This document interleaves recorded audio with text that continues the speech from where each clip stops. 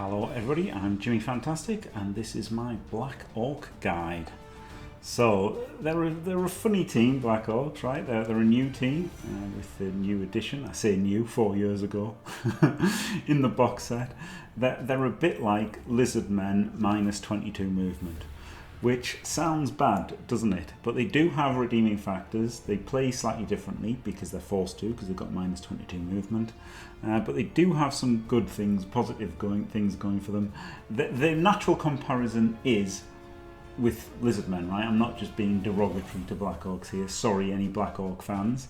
We can look at my recommended starting roster here, and as you can see, it does have some things going for it over a Lizard Man roster. For example, it has a 12th player and it has 2 rerolls. So, you know, that's quite nice, right? So we can look at the players. We've got the Troll here. I think you have to take it because you need, like Lizard Men, how you have to take the Crux score, you need all of that strength, right? This team is all about dominating a dominant offensive front of 7 strong players. So you have to have him, even though he's really slow, right? He's movement 4 and he needs a helper with really stupid. So like he's so slow, but I think you just kind of have to have him, right? He's strength 5, he's mighty blow, regen, AV 10 plus. He can't dodge or throw very well, but you know he just holds that center so well. He does have throw teammates, so you can also throw your goblins, and that's going to be how you get some touchdowns because you know Black Orcs can get into trouble on their offensive drives. Also, he's got a 3+ loner, which is pretty strong. So you know overall, not a terrible player. And you could take, well, you want block, maybe pro. You could random for these, but that's very unreliable, so I wouldn't bother. I think I would just pay full price for block. For primaries, we've got guard and stand firm are the obvious choices. Agility, defensive is really good. You could play full price for defensive. You could random, and then you could accept dodge or sidestep as randoms as well. Maybe even jump up, who knows. Passing, you could randomly, I wouldn't pay 40k for it, you could random it, but then you're looking at a 1 in 12 hit, right, so we can discount that. As far as characteristics goes, it's too expensive to fix the movement, so you could just take an AV if you end up with loads of SPP that you don't want to spend. It's basically, every single player just takes AV when they're finished, right? So he's 115, only one of him. You can have 6 Black Orcs. This is the bread and butter of the team. 90k for a movement 4, strength 4 player. So they're very expensive. But what they do have going for them is they're edge 4+. They can dodge in a pinch. Their PA is 5+, which means they can pass in a pinch. And they're AV 10+. They've got Brawler and Grab. They've got hitting skills. The Brawler means they can re-roll a both down on a block but not a blitz. This does lead to slightly fewer turnovers and slightly more knockdowns. So it's okay, right? It's not a skill that I'd ever pick or pay full price for, but it's not absolutely horrendous, right? Brawler isn't horrendous.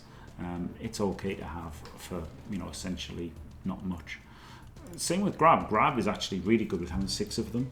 It's a lot worse now that they don't have guard doesn't work on foul assists, right? Because the way Black Orcs worked before is you'd have 6 guard and you'd have huge gang fouls. Now they can still grab people behind the line for fouls, but it's just not as oppressive as when they had loads of guard. And they do have general and strength both primary, so block is obviously essential at some point. As much as Brawler does a little bit, you still absolutely positively need block, and I would say you need Mighty Blow and guard as well. You could go Mighty Blow first for fun, you'll ruffle stomp people, you'll get concessions, you'll get more star player points. So I don't hate going Mighty Blow first, but I'd go block first personally. Block into Mighty Blow into guard, because guard's a funny one, right? It's great in NAF style, but in progression I do value Mighty Blow a little bit more personally. And I just clicked off. Instead, agility wise, you could random for defensive, dodge, sidestep. I wouldn't want to pay full price for defensive, but maybe you could. And then take AV to round them out. I wouldn't want, as much as I'd like to take double movement, then you're paying 130k for a Saurus, which is pretty ludicrous. And then you've got the Goblin alignment. Now the Goblin Bruiser alignment, he's pretty good. He's a Goblin that starts with Thick Skull, and Thick Skull works quite a lot, right? Like that's stopping a lot of removals for a Goblin because they're so easy to remove. And you know, the rest of them, like they're a Goblin, movement 6, strength 2, edge 3+, PA 4+, AV 8+, dodge, stunty, right stuff, so they're dodging on a 3+ anywhere with stunty with a reroll, so you know they can get in places, they can do things. The problem is movement 6 is still slow, even though they've got dodge and stunty, so they're quite maneuverable, but they're still slow overall. I would definitely just random generals, that's all I do. Try to get a cheap block, a cheap dirty player. A cheap wrestle isn't terrible, right? A cheap sure hands isn't terrible. And then if I hit one of those, if I hit a dirty player, I'm choosing sneaky git. If I hit block or a sure hands, then I'm going for double movement and agility, and I'm making a super goblin ball carrier. So yeah, this is the starting roster. I really don't hate this roster. Of course, you would like to start with an apothecary, but the money works out perfectly for 12, which is what you want. You know, you want you actually want to reserve more than an apothecary for winning games, essentially, because that lets you foul. Whereas 11 players plus an apothecary, you couldn't really foul as well. 2 rerolls is just about enough with Brawler, and yeah, this is pretty good. You get all the strong boys. You can foul a bit. Not a bad starting team at all. We can have a look and see what these could progress to, up to 1750. That's the cap for season 7. We've got block, guard, stand firm, troll, and all of the Black Orcs with block, mighty blow, guard. That's quite a reasonable goal, I think. And then, you know, we random to block here, so we've made a super goblin, up to 3 rerolls, and with an apothecary. Now, I'm not saying this is how you should build them to 1750, which I know it's funny with it being a guide. You would think that would be the natural thing, but it's just an idea, you know. There's a lot of personal preference and, you know, what you think could be better and all that kind of stuff, so what you prefer. And obviously, look, people can die, right? You know, like if one of these Black Orcs dies, then you're going to want... other people might value stand firm more than me. You know, they might end up with loads of SPP, so you just give them plus AV. So, you know, it's... building a team is very fluid, and you can't just say this is what you'll have or whatever, right? But you should think about what you could have at 1750 when you're building a team for ladder. And interestingly, we've got the Norsk Arena, which is like a NAF tabletop style format, and Blood Bowl 3 now, and you're allowed inducements. So I have rostered an inducement here of a bribe for 50k, because they have the special rule that gives them cheap bribes. Can't remember what it's called, but you know, they do have it. So starting with a bribe makes them a little bit better. They've also got a bunch of skills. So they've got 12 players, an apothecary, 3 rerolls, loads of rerolls, lots of guard, a block troll to blitz with every turn, a mighty blow to hit blockers with, or blodgers, and a block to hit defenseless players with, and then guards just to, you know, help along the way. A sneaky git with that bribe, you can get loads of fouling done here.